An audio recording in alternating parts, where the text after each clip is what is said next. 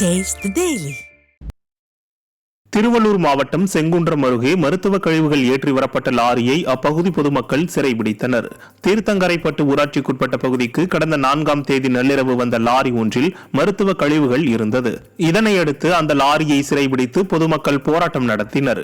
மேலும் கேரளாவிலிருந்து இதுபோல தமிழகத்திற்கு மருத்துவ கழிவுகள் சட்டவிரோதமாக உரிய அனுமதியின்றி கொண்டு வரப்படுவது வாடிக்கையாக உள்ளது. எனவே இந்த விளம்பர விடிய அரசு இதுபோன்ற செயல்களை கண்டுகொள்ளாமல் உள்ளதால் நோய் தொற்று அபாயம் ஏற்படக்கூடும் என பொதுமக்கள் குற்றம் சாட்டி வருகின்றனர். கடலூர் மாவட்டம் ஸ்ரீமுஷ்ணம் அருகே 2 கிலோமீட்டருக்கு மேல் செல்லும் கிராம சாலையில் மின் விளக்குகள் எரியாததால் பொதுமக்கள் கடும் அவதியடைந்து வருகின்றனர்.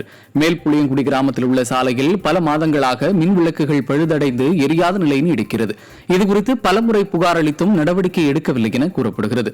விடியா திமுக ஆட்சியில் வெளிச்சம் கிடைக்காமல் பொதுமக்கள் தவித்து வருகின்றனர். திண்டுக்கல் மாவட்டம் பழனி அருகே கடைகளில் தீ விபத்து ஏற்பட்டதால் பரபரப்பு ஏற்பட்டது. தைப்பூசத்தை முன்னிட்டு ஆயிரக்கணக்கான பக்தர்கள் பாத யாத்திரையாக வந்த வண்ணம் உள்ள நிலையில் திரு ஆவினன்குடி கோவில் அருகே உணவகங்கள், பூஜை சாமான் விற்பனை கடைகள், டீ கடைகள் உள்ளிட்ட கடைகள் செயல்பட்டு வருகின்றன. இங்கு திடீரென தீ விபத்து ஏற்பட்டது. இதுகுறித்து தகவல் அறிந்து வந்த தீயணைப்புத் துறையினர் தீயை அணைக்கும் முயற்சியில் ஈடுபட்டனர். பூஜை பொருட்கள் கடையில் தீப எண்ணெய், நெய், சூடம், பத்தி, சாம்பிராணி உள்ளிட்ட பொருட்கள் இருப்பதால் தீயை அணைப்பதில் சிரமம் ஏற்பட்டது. இதுகுறித்து போலீசார் தீவிர விசாரணை மேற்கொண்டு வருகின்றனர்.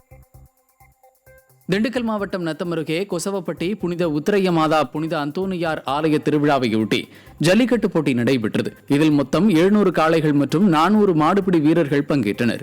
போட்டியில் காளைகளை அடக்கிய வீரர்களுக்கும் வீரர்களிடம் பிடிபடாமல் சென்ற காளைகளுக்கும் பல்வேறு பரிசுகள் வழங்கப்பட்டன. மாடுபிடி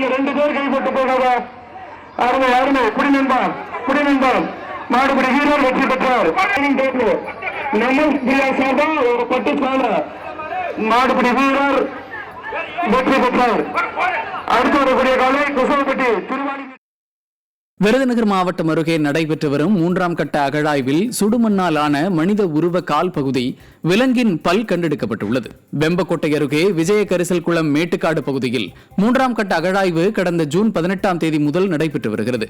இந்த அகழாய்வில் இதுவரை 3300க்கும் மேற்பட்ட தொல்பொருட்கள் கண்டுபிடிக்கப்பட்டுள்ளது. இந்த நிலையில் தற்போது சுடுமண்ணால் ஆன மனித உருவத்தின் கால் பகுதி, விலங்கின் பல் ஆகிய தொன்மையான பொருட்கள் கண்டுபிடிக்கப்பட்டுள்ளது. தருமபுரி மாவட்டம் பாலக்கோடு அருகே கேஸ் சிலிண்டர் வெடித்து ஜேசிபி ஆபரேட்டர் உயிரிழந்தார். சீரியம்பட்டி கிராமத்தைச் சேர்ந்தவர் மாதேசன். வட மாநிலங்களில் ஜேசிபி ஆபரேட்டராக வேலை செய்யும் இவர் சொந்த ஊருக்கு வந்தபோது சமையல் செய்ய அடுப்பை பற்ற வைத்த போது கேஸ் சிலிண்டர் வெடித்தது.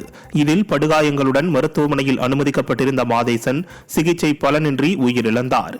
ஏற்கனவே தாயை இழந்த 2 குழந்தைகள் தற்போது தந்தையையும் இழந்தது அக்கிராமத்தை சோகத்தில் ஆழ்த்தியது.